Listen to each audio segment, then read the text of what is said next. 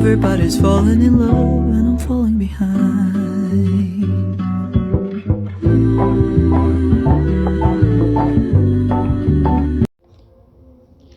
Assalamualaikum warahmatullahi wabarakatuh.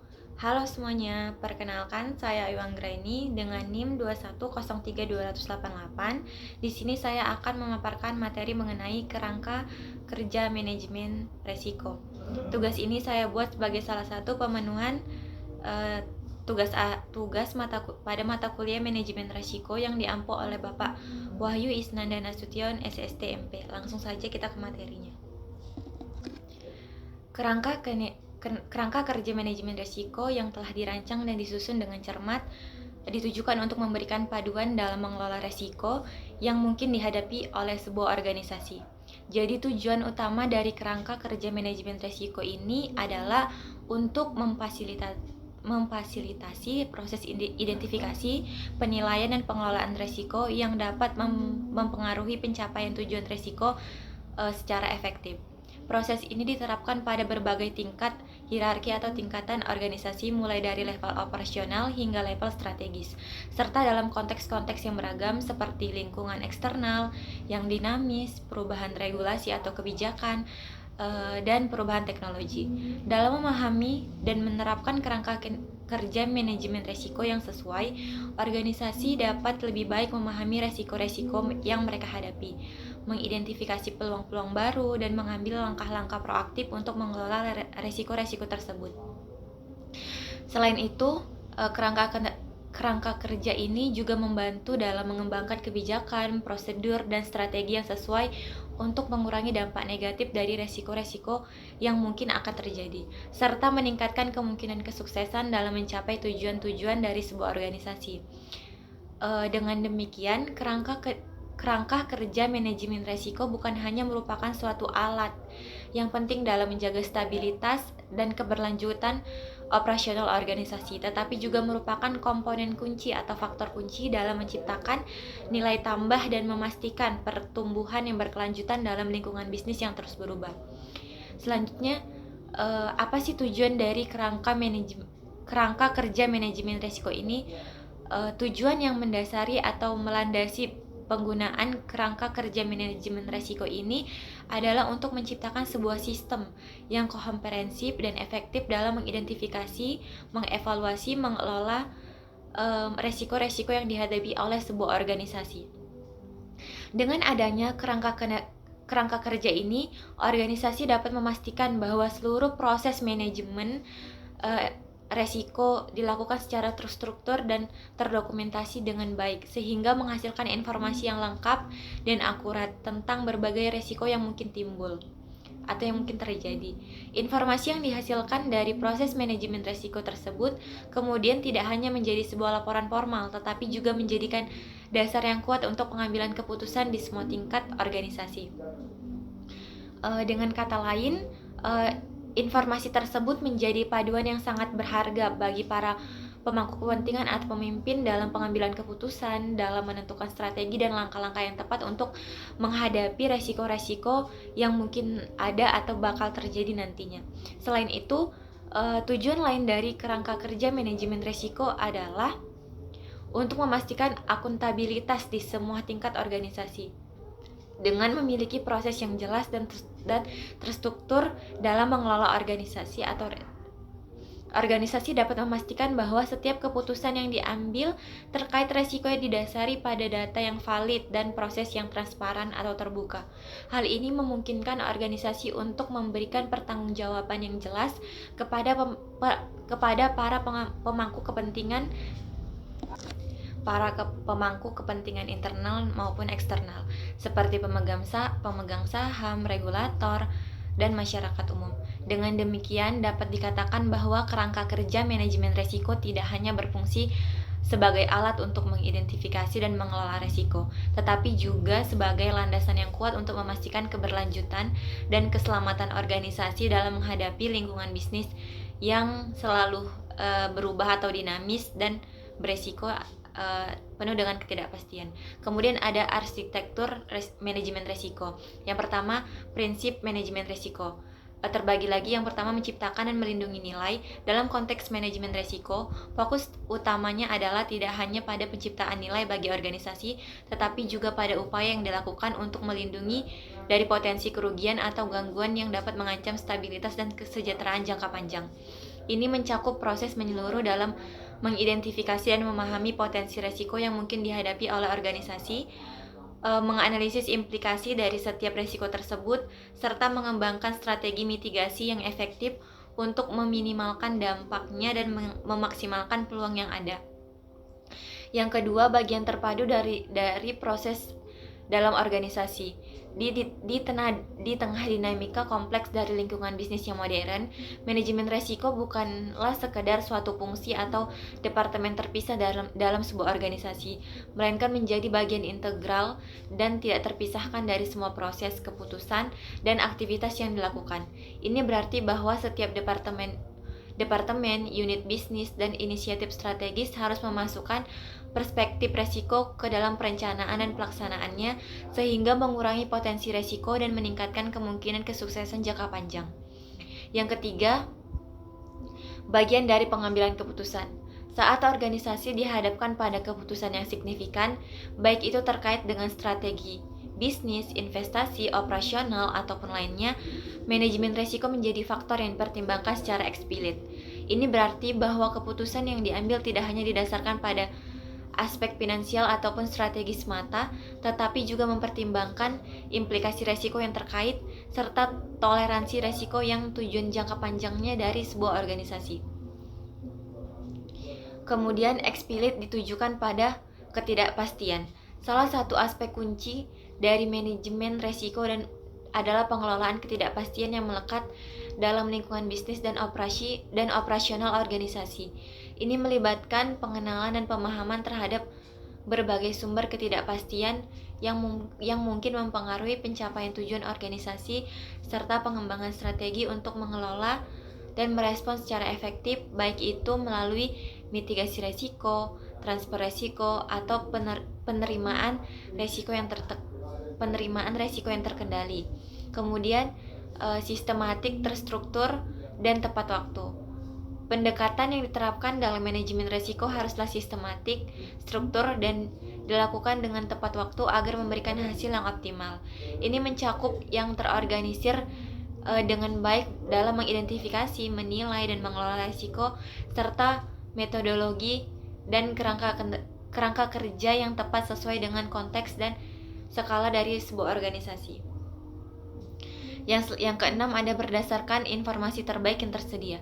Keputusan dalam manajemen resiko harus didasarkan pada analisis yang cermat dari informasi terbaik dan tersedia pada waktu yang diberikan. Ini melibatkan pengumpulan data yang akurat, evaluasi dari berbagai sumber, serta penggunaan alat dan teknik analisis yang sesuai untuk mendukung pengambilan keputusan dan informasi yang berbasis bukti. Kemudian yang ketujuh, disesuaikan dengan penggunaan. Pendekatan manajemen resiko haruslah disesuaikan dengan kebutuhan, preferensi, dan karakteristik dari berbagai pemangku kepentingan dalam sebuah organisasi, termasuk kepada pemegang saham, karyawan, pelanggan, masyarakat, serta keseluruhan. Ini memastikan bahwa strategi dan tindakan yang diambil memperhitungkan berbagai perspektif dan kepentingan yang ada, sehingga meminimalkan potensi konflik dan meningkatkan tingkat penerimaan dan dukungan. Yang kedelapan, mempertimbangkan faktor manusia dan budaya.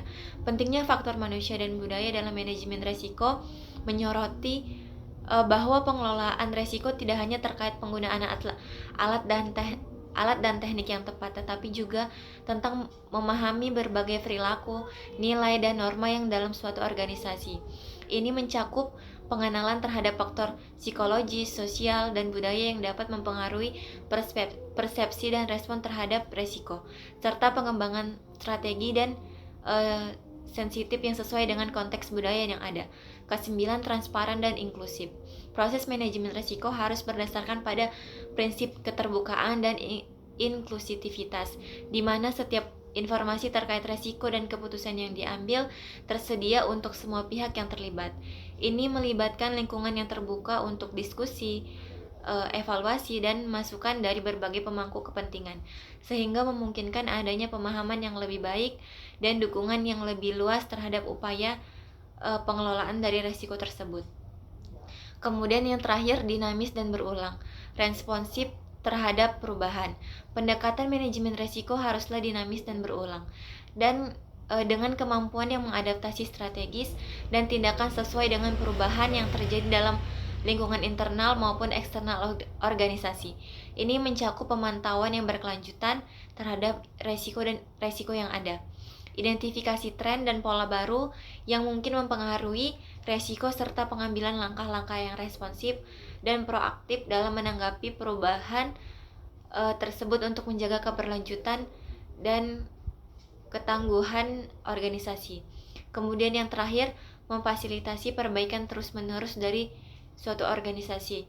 Tujuan akhir dari manajemen risiko adalah untuk membantu organisasi dalam menciptakan siklus pembelajaran yang berkelanjutan, di mana setiap pengalaman baik sukses maupun kegagalan dijadikan sebagai kesempatan untuk memperbaiki proses, kebijakan atau proses organisasi. Ini menciptakan budaya yang terbuka terhadap inovasi dan perbaikan, serta memastikan bahwa organisasi dapat menghadapi tantangan dan peluang dengan lebih baik di masa depan. Kerangka kerja manajemen risiko.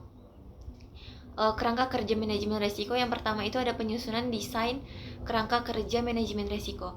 Pada dasarnya meliputi dua aspek, yaitu aspek pemahaman terhadap konteks organisasi dan aspek tata kelola manajemen risiko atau risk management governance structure. Aspek pertama merupakan landasan untuk memahami situasi di mana manajemen risiko akan diterapkan, sedangkan aspek kedua menjabarkan elemen-elemen yang diperlukan untuk menerapkan manajemen risiko dengan baik. Yang pertama itu memahami organisasi dan konteksnya. Konteks eksternal organisasi antara lain, yang pertama, dalam upaya merancang sebuah kerangka kerja manajemen risiko yang mendalam dan responsif terhadap dinamika lingkungan eksternal, organisasi membutuhkan pendekatan yang cermat dan terperinci. Ini mencakup pengajian penyeluruh terhadap berbagai faktor yang meliputi budaya, politik, hukum, ekonomi, teknologi, geografis, dan kondisi alam, baik yang berlaku di tingkat lokasi maupun global. Di samping itu, organisasi juga harus mampu memprediksi tren-tren kunci yang mungkin memiliki dampak yang signifikan terhadap langkah-langkah strategis mereka, seperti pergeseran demografis, dinamika persaingan industri, serta lonjakan inovasi dari teknologi. Namun, tidak hanya itu, organisasi juga diharapkan memiliki sensitivitas yang tinggi terhadap persepsi dan nilai-nilai yang dianut oleh para pemangku kepentingan eksternal, baik itu pelanggan, mitra bisnis, masyarakat umum, atau lembaga pemerintah yang menciptakan regulasi. Kedua, bagaimana organisasi memahami dan merespon dinamika ini juga dapat mempengaruhi secara signifikan reputasi dan citra merek mereka. Dengan mempertimbangkan semua aspek ini secara menyeluruh dalam kerangka kerja manajemen risiko mereka, organisasi dapat lebih siap dalam dalam mengantisipasi serta mengelola risiko yang muncul, sambil memanfaatkan peluang-peluang yang ada untuk mencapai tujuan dan visi mereka yang lebih efektif. Kemudian konteks internal organisasi antara lain, kapabilitas organisasi dan pengertian sumber daya dan pengetahuan. Evaluasi terhadap kemampuan organisasi dapat mengelola sumber daya seperti keuangan, sumber daya manusia, infrastruktur, dan teknologi yang relevan dengan mengidentifikasi kelemahan atau kekuatan. Selain itu, menilai pengetahuan dan keterampilan yang dimiliki oleh organisasi dalam menilai dan mengelola risiko yang mungkin dihadapi. Kemudian sistem informasi, arus informasi, dan proses pengambilan keputusan. Analisis bagaimana informasi dikumpulkan, diproses, dan distribusi di seluruh organisasi, baik melalui sistem formal seperti Enterprise Research Planning atau IRP, maupun melalui komunikasi informal antara anggota tim. Kemudian evaluasi efektivitas proses pengambilan keputusan. Organisasi dalam menangani resiko baik dalam konteks keputusan formal maupun keputusan sehari-hari. Para pemangku kepentingan internal, identifikasi dan pemahaman kepentingan, kebutuhan, dan harapan dari pemangku kepentingan internal termasuk manajemen senior, karyawan, dan unit bisnis lainnya. Kemudian menentukan bagaimana mengintegrasi perspektif mereka di dalam kerangka kerja manajemen resiko, kebijakan sasaran, dan strategi. Kemudian evaluasi kebijakan sasaran, strategi, organisasi yang relevan dengan manajemen resiko. Ini mencakup meninjau apakah kebijakan dan strategi yang mendukung adanya pencapaian tujuan organisasi dan apakah ada kebijakan khusus yang berkaitan dengan manajemen resiko. Kemudian persepsi, nilai-nilai, dan budaya organisasi. Penelusuran bagaimana pandangan nilai-nilai dan budaya organisasi mempengaruhi pendekatan mereka terhadap organisasi. Ini biasanya mencakup pemahaman apakah organisasi lebih cenderung mengambil resiko atau lebih konservatif dalam mengambil keputusan, serta sejauh mana nilai-nilai organisasi tercermin dalam praktik manajemen resiko mereka. Kemudian standar dan model acuan. Evaluasi standar industri, regulasi, dan model acuan yang digunakan oleh organisasi dapat mengembangkan dan mengevaluasi kerangka kinerja manajemen risiko mereka. Ini dapat mencakup standar seperti ISO 38000 atau KOSO, serta praktik terbaik yang diakui secara industri. Kemudian struktur. Meninjau struktur organisasi termasuk tata kelola, peran tanggung jawab, serta tingkat akuntabilitas dalam manajemen risiko. Ini mencakup pemahaman bagaimana keputusan dibuat, disetujui, dan dilaksanakan dalam konteks manajemen risiko, serta bagaimana informasi dipertukarkan dan komunikasi antara level dan unit organisasi. Kedua, tata kelola manajemen risiko. Tata kelola manajemen risiko yang efektif melibatkan beberapa unsur penting. Pertama-tama, organisasi harus memiliki kebijakan manajemen risiko yang jelas dan komprehensif. Kebijakan ini menjadi dasar bagi seluruh proses manajemen risiko yang dilakukan oleh organisasi. Selanjutnya, pentingnya akuntabilitas dalam pelaksanaan kebijakan tersebut tidak bisa diabaikan. Setiap individu atau unit dalam organisasi harus bertanggung jawab secara jelas atas bagian mereka dalam mengelola risiko. Selain itu, perencanaan manajemen risiko harus terintegrasi dan komprehensif. Ini melibatkan identifikasi, evaluasi, dan penanganan risiko yang sistematis dalam rangka mencapai tujuan organisasi. Kemudian penyediaan sumber daya yang memadai juga menjadi faktor krusial dalam keberhasilan manajemen risiko. Organisasi harus mengalokasikan waktu, tenaga, dan anggaran yang cukup untuk mendukung pelaksanaan strategi manajemen risiko yang efektif. Komunikasi dan pelaporan yang efektif juga merupakan hal yang penting dalam tata kelola manajemen risiko. Informasi tentang risiko harus disampaikan dengan jelas dan tepat kepada semua pihak yang terkait, baik pihak eksternal maupun internal, untuk memastikan koordinasi yang baik dan pengambilan keputusan yang tepat. Terakhir, keseragaman bahasa.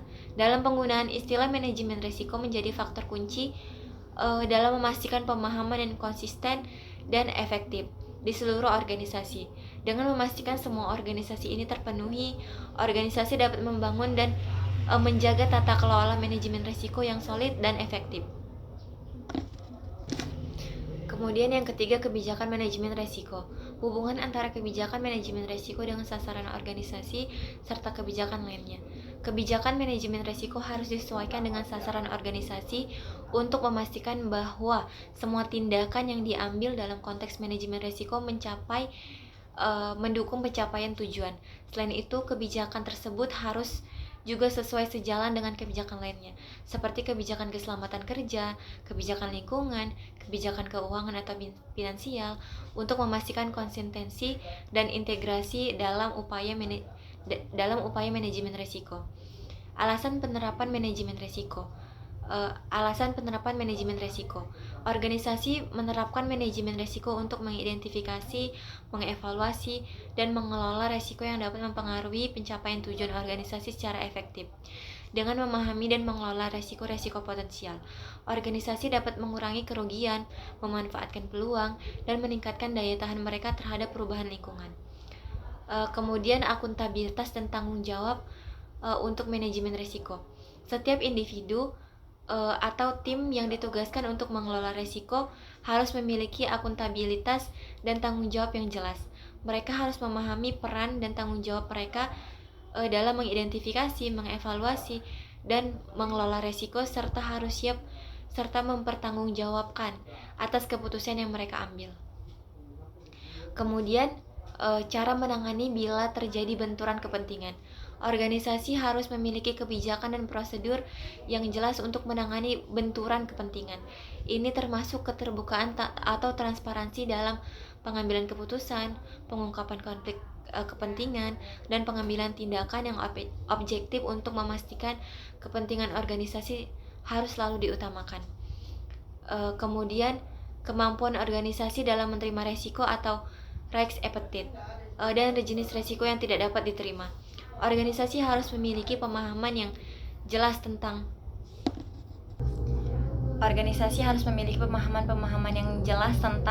resiko-resiko yang dapat diterima dan tidak dapat diterima. Ini mencakup menetapkan tingkat toleransi resiko, mengidentifikasi resiko yang melebihi batasan toleransi, dan mengambil tindakan yang tepat untuk mengelola resiko tersebut.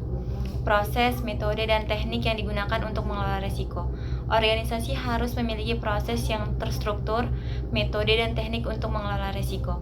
Ini bisa mencakup penggunaan teknik analisis SWOT, analisis pastel, analisis probabilitas, dampak, dan penggunaan alat bantu seperti perangkat lunak atau manajemen risiko.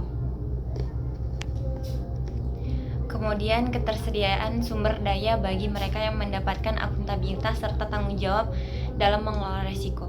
Organisasi harus menyediakan sumber daya yang memadai, baik itu dalam bentuk anggaran, personel, atau alat bagi individu atau tim yang bertanggung jawab atas manajemen risiko.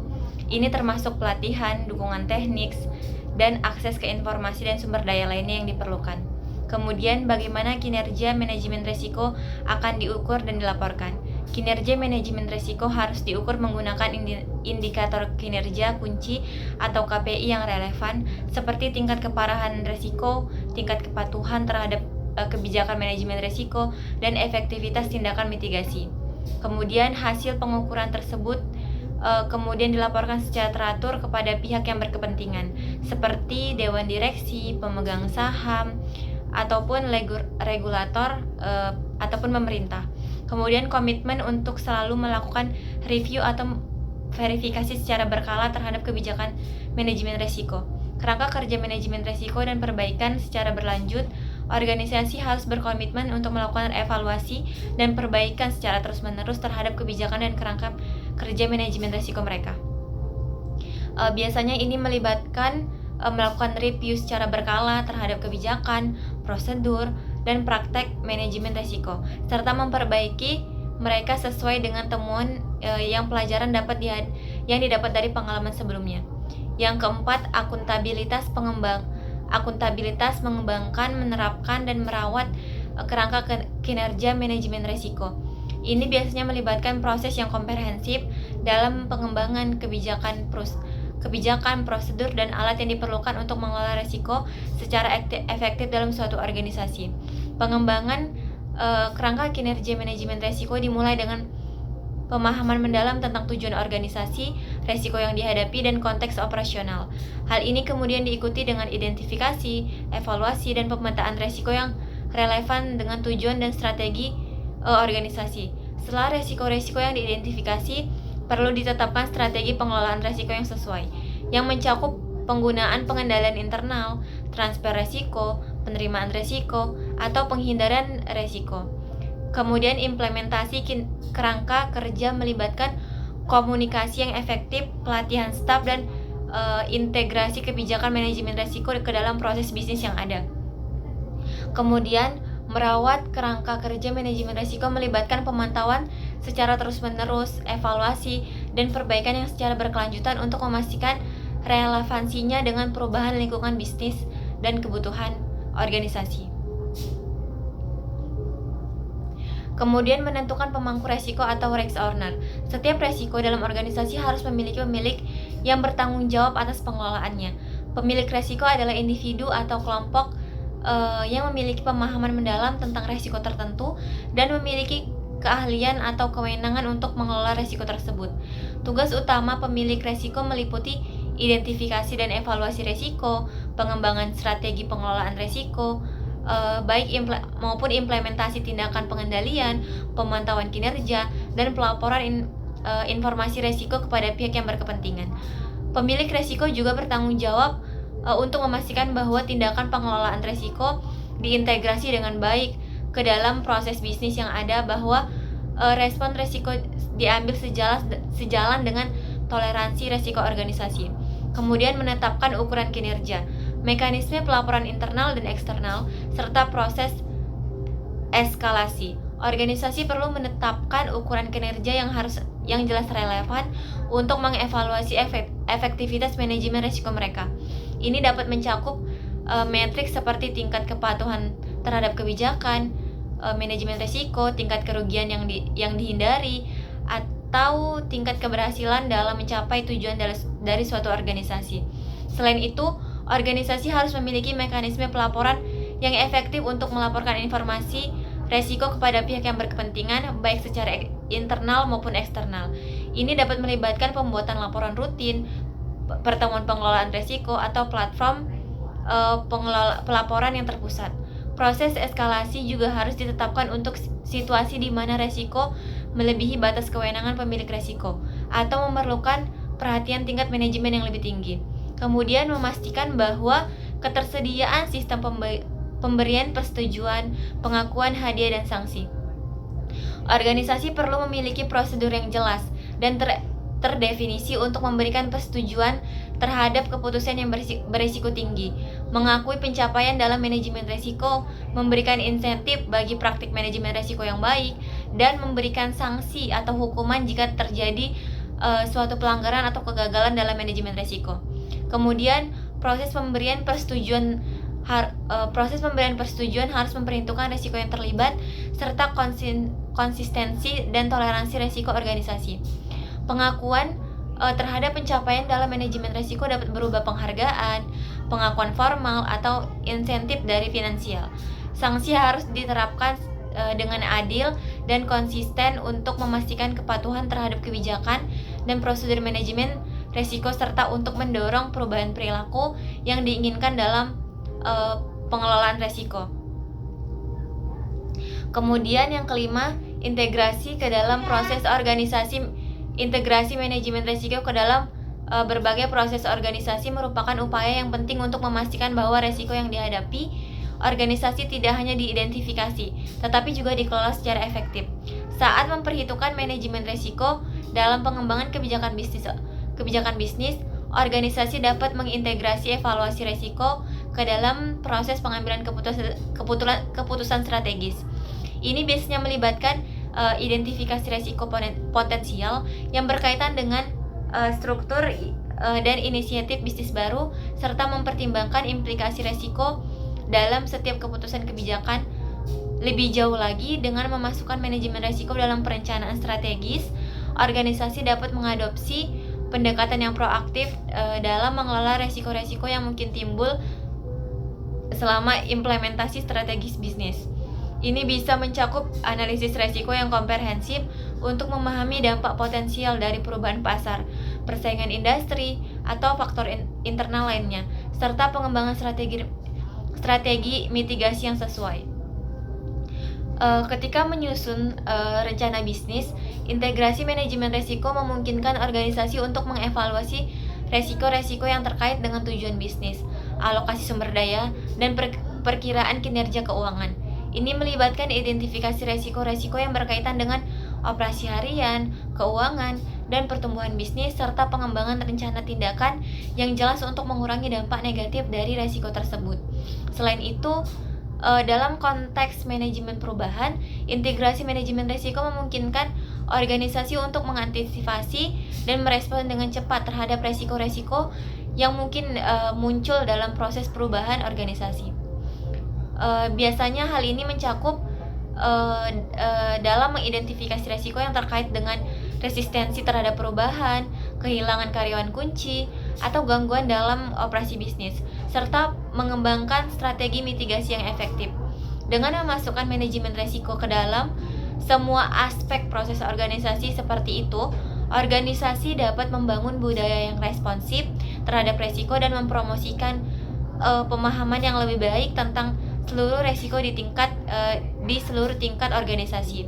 Tidak hanya meningkatkan kemampuan organisasi untuk menghadapi tantangan yang kompleks dan dinamis, tetapi juga memperkuat keunggulan kompetitif mereka dalam memanfaatkan peluang yang ada atau peluang yang muncul dengan lebih efektif. Sebagai hasilnya, manajemen resiko bukan hanya menjadi bagian dari kegiatan rutin, tetapi juga menjadi elemen kunci atau faktor kunci dalam pencapaian tujuan strategis organisasi dan pertumbuhan jangka panjang. Yang keenam, sumber daya. Pertama-tama, dalam membentuk tim manajemen resiko yang efektif, organisasi harus memperhatikan berbagai faktor. Ini termasuk pengalaman yang relevan dari anggota tim yang berbagai aspek manajemen resiko, seperti identifikasi resiko, analisis dampak, dan pengembangan strategi mitigasi. Selain itu, pentingnya untuk memiliki keterampilan analitis yang kuat dalam tim, yang mencakup kemampuan untuk melakukan analisis data secara mendalam, mengevaluasi informasi yang kompleks dan membuat keputusan yang tepat berdasarkan temuan-temuan yang dilakukan berdasarkan analisis. Kemampuan komunikasi yang baik juga diperlukan agar tim dapat berinteraksi secara efektif dengan berbagai pemangku kepentingan internal maupun eksternal, serta memfasilitasi kolaborasi yang efisien dalam tim. Kedua, dalam hal sumber daya, organisasi harus mengalokasikan dana yang cukup untuk mendukung kegiatan manajemen resiko. Ini termasuk investasi dalam teknologi dan perangkat lunak manajemen resiko yang memfasilitasi proses identifikasi, evaluasi, dan mitigasi resiko yang lebih efisien.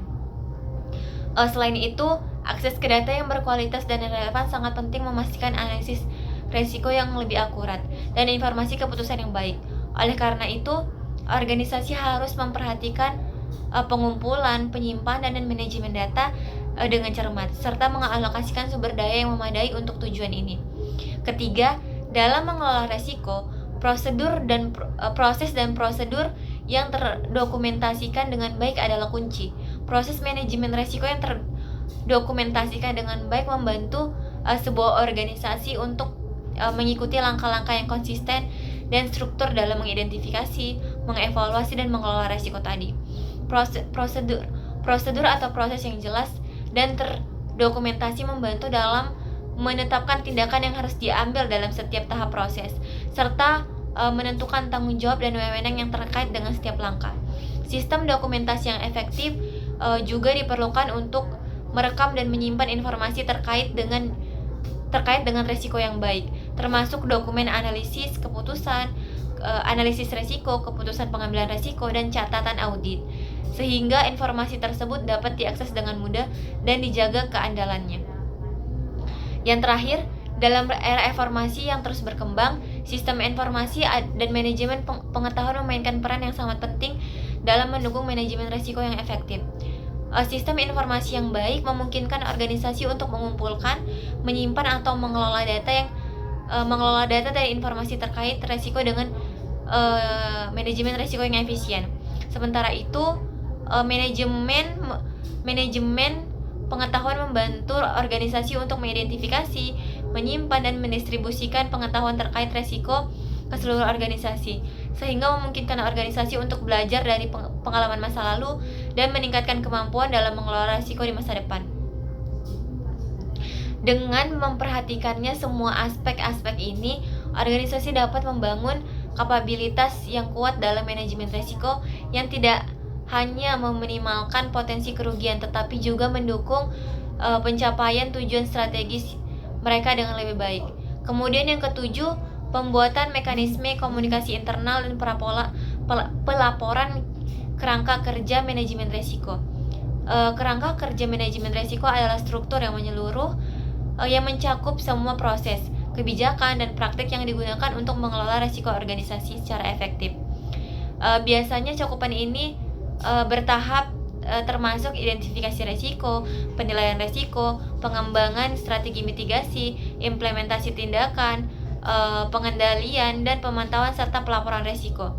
Serta langkah dalam kerangka kerja ini harus didokumentasikan secara jelas dan dipahami oleh semua anggota organisasi yang terlibat. Kemudian komunikasi yang efektif. Komunikasi yang efektif adalah kunci untuk memastikan bahwa semua perubahan atau setiap perubahan yang terjadi dalam kerangka kerja manajemen resiko dapat dipahami dan diterima dengan baik oleh semua pihak terkait. Biasanya ini melibatkan penggunaan berbagai saluran komunikasi seperti pertemuan rutin, surel, papan pengumuman, dan sesi pelatihan untuk memastikan bahwa informasi yang dapat disampaikan dengan jelas dan tepat waktu kepada semua anggota organisasi. Kemudian laporan tentang efektivitas kerangka kerja. Laporan ini mencakup evaluasi sejauh mana kerangka kerja manajemen risiko telah berhasil dalam mengidentifikasi, mengevaluasi, dan mengelola risiko organisasi. Ini termasuk analisis tentang keberhasilan, strategi mitigasi yang diterapkan, kecukupan sumber daya yang dialokasikan, dan efektivitas sumber pemantauan risiko yang dilakukan. Biasanya laporan ini membantu manajemen untuk menilai atau mengevaluasi kinerja dan efektivitas kerangka kerja tersebut serta untuk mengidentifikasi area yang perlu perbaikan dan area yang perlu perbaikan. Konsultasi dengan pemangku kepentingan internal. Proses konsultasi dengan pemangku kepentingan internal seperti manajemen senior, departemen fungsional atau staf operasional penting untuk memperoleh wawasan dan perspektif yang berbeda dalam mengelola resiko. Ini melibatkan diskusi terbuka dan dialog yang memungkinkan untuk mendapatkan masukan atau umpan balik yang berharga dari mereka yang terlibat langsung dalam pelaksanaan strategi manajemen risiko. Kemudian partisipasi pemangku kepentingan eksternal. Pentingnya untuk melibatkan pihak-pihak eksternal seperti regulator, pemegang saham, pelanggan, dan masyarakat umum dalam proses manajemen risiko. Ini memastikan bahwa semua pihak yang terpengaruh dalam risiko organisasi memiliki suara dalam pengambilan keputusan dan dapat memberikan perspektif atau pandangan yang berharga dalam mengevaluasi risiko dan mengembangkan strategi mitigasi yang efektif. Kemudian pelaporan yang sesuai dengan kepatuhan hukum atau good corporate atau governance. Pelaporan dan komunikasi kepada pihak eksternal harus mematuhi persyaratan hukum yang berlaku dan prinsip-prinsip tata kelola perusahaan yang baik. Biasanya ini mencakup pengungkapan informasi yang akurat, jujur, tepat waktu kepada semua pemangku kepentingan eksternal, serta mematuhi semua regulasi dan peraturan yang berlaku dalam industri dan yurisdiksi yang relevan. Kemudian pengungkapan informasi. Penting untuk menyampaikan informasi yang relevan dan penting kepada semua pihak yang berkepentingan sesuai dengan peraturan perundang-undangan yang berlaku. Ini mencakup penyediaan laporan keuangan, informasi lainnya kepada regulator, pemegang saham, dan publik secara teratur dan transparan atau terbuka. Kemudian umpan balik dan laporan atas proses komunikasi dan konsultasi. Evaluasi dan pelaporan atas proses komunikasi dan konsultasi membantu organisasi untuk memahami keberhasilan dan tantangan dalam berkomunikasi dengan pemangku kepentingan internal dan eksternal. Biasanya ini melibatkan pengumpulan umpan balik dari pihak yang terkait dalam proses tersebut, analisis terhadap keberhasilan dan kelemahan, serta penyusunan rekomendasi untuk perbaikan di masa depan. Kemudian pembinaan dan peningkatan kepercayaan. Komunikasi harus digunakan sebagai alat untuk membangun dan meningkatkan kepercayaan dari semua pihak yang terkait terhadap organisasi. Ini mencakup memberikan informasi secara terbuka dan jujur, memenuhi komitmen dan janji, serta membangun hubungan yang kuat dan berkelanjutan serta semua pemangku kepentingan. Komunikasi dalam krisis atau keadaan darurat. Komunikasi harus tetap terjaga, bahkan dalam situasi krisis atau darurat. Ini melibatkan pengembangan rencana komunikasi darurat yang jelas dan terperinci, pelatihan personel dalam keterampilan komunikasi darurat, dan penggunaan saluran komunikasi yang cepat dan andal untuk menyampaikan informasi kepada semua pihak yang terpengaruh. Kemudian komunikasi yang efektif dalam situasi darurat dapat membantu mengurangi ketidakpastian, mencegah kerusakan lebih lanjut, dan pemulihan kepercayaan dan dari pemangku kepentingan. Kemudian penerapan manajemen resiko. Yang pertama, penerapan kerangka kerja manajemen resiko, menyelenggarakan sosialisasi dan pelatihan manajemen resiko, melakukan komunikasi dan konsultasi dengan para pemangku kepentingan untuk memastikan bahwa kerangka kerja manajemen risiko memang sesuai dengan kebutuhan yang efektif. Kemudian menetapkan strategi dan waktu yang tepat untuk menerapkan kerangka kerja manajemen risiko. Kemudian menerapkan kebijakan manajemen risiko dan proses manajemen risiko pada proses-proses organisasi. Kemudian mematuhi semua ketetapan peraturan perundang-undangan yang berlaku, mendokumentasikan proses pengambilan keputusan, termasuk proses penetapan sasaran yang sesuai dengan hasil dari proses manajemen risiko. Kemudian menyelenggarakan sosialisasi dan pelatihan manajemen risiko, melakukan komunikasi dan konsultasi dengan para pemangku kepentingan untuk memastikan bahwa kerangka kerja manajemen resiko sudah sesuai dengan kebutuhan yang efektif. Yang kedua, penerapan resiko.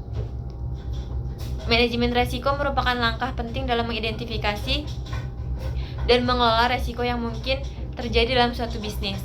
Metode seperti FMEA, Risk Breakdown Structure atau RBS, dan Controlled Risk Self-Assessment atau CRSA adalah beberapa alat yang dapat membantu dalam proses ini. Dengan menggunakan metode-metode ini, bisnis dapat mengidentifikasi resiko potensial dan mengambil langkah-langkah yang tepat untuk mengurangi dampaknya. Penerapan manajemen risiko pada proses bisnis melibatkan beberapa prinsip dasar. Yang pertama, memahami sasaran bisnis. Pentingnya untuk memahami dengan jelas apa sasarannya atau secara objektivitas dari sebuah proses bisnis tersebut. Ini akan membantu dalam mengidentifikasi resiko-resiko yang relevan. Identifikasi resiko. Langkah-langkah selanjutnya adalah mengidentifikasi semua faktor yang menghambat pencapaian sasaran bisnis. Biasanya ini mencakup mengenali potensi ancaman, kerentanan, dan dampaknya terhadap operasi bisnis. Yang ketiga, pengendalian resiko. Setelah resiko-resiko diidentifikasikan, langkah selanjutnya adalah merencanakan pengendalian untuk mengurangi atau menghilangkan resiko tersebut. Ini bisa berupa implementasi kebijakan, prosedur, atau teknologi yang meminimalkan kemungkinan terjadinya resiko dan dampak negatifnya. Dari prinsip dasar, maka dikembangkan beberapa hal guna mempersiapkan penerapan manajemen risiko. Proses bisnis ukuran keberhasilan.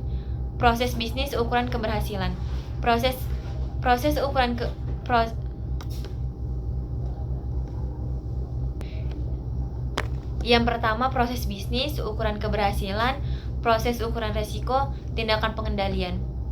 Dalam menerapkan kerangka kerja manajemen risiko, hendaknya menetapkan strategi dan waktu yang tepat untuk menerapkan kerangka kerja ini, menerapkan kebijakan manajemen risiko dan proses manajemen risiko pada proses-proses organisasi. Dalam hal mematuhi semua ketetapan peraturan perundang-undangan yang berlaku, mendokumentasikan proses dan pengambilan keputusan, termasuk proses penetapan sasaran yang sesuai dengan hasil dari proses manajemen risiko. Menyelenggarakan sosialisasi dan pelatihan manajemen risiko, melakukan komunikasi dan konsultasi dengan para pemangku kepentingan untuk memastikan bahwa kerangka kerja manajemen risiko memang sesuai dengan kebutuhan dan efektif. Kemudian pemantauan dan tinjauan kerangka kerja manajemen risiko untuk memastikan bahwa manajemen risiko efektif dan menunjang kinerja organisasi, maka manajemen risiko hendaknya menetapkan ukuran kinerja, mengukur kemajuan penerapan manajemen risiko secara berkala dibanding dengan rencana awal, meninjau secara berkala apakah kerangka kerja manajemen risiko, kebijakan risiko, dan rencana penerapan masih tetap sesuai dengan konteks internal dan eksternal organisasi, memastikan apakah kebijakan risiko dipatuhi, memantau bagaimana penerapan rencana manajemen risiko dan kepatuhan dalam menyampaikan laporan risiko secara berkala. Kemudian memantau efektivitas kerangka kerja manajemen risiko, mengenali uraian apa yang harus dimonitor atau ditinjau, dapat dilihat lebih rinci pada lembar kerja profil proses. Kemudian patokan pertama adalah keberhasilan, patokan kedua adalah langkah pengendalian, patokan ketiga adalah resiko yang diantisipasi, patokan keempat adalah sasaran bisnis proses tersebut. Kemudian perbaikan kerangka kerja secara berkelanjutan. Hal ini merupakan pengecekan ataupun proses pemantauan dan pemeriksaan apakah rencana-rencana yang telah ditetapkan telah diterapkan secara benar. Jika telah diterapkan secara benar akan menghasilkan seperti yang diharapkan, dan jika terdapat penyimpangan maka dilakukan tindakan perbaikan sesuai dengan hasil cek serta memperbaiki rencana awal sesuai dengan kebutuhan yang bersifat dinamis atau selalu berubah. Tindakan perbaikan sesuai dengan hasil monitoring pada tahap sebelumnya yang akan meningkatkan kerangka kerja manajemen risiko, kebijakan risiko, dan rencana manajemen risiko. Tindakan lanjut ini diharapkan dapat meningkatkan dan memperbaiki manajemen risiko serta budaya risiko organisasi.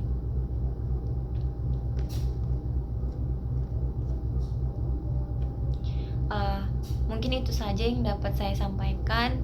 Lebih dan kurangnya saya mohon maaf. Semoga apa yang saya sampaikan ini dapat bermanfaat bagi saya sendiri tentunya, ataupun bagi orang yang mendengarkan. Mungkin itu aja. Wassalamualaikum warahmatullahi wabarakatuh.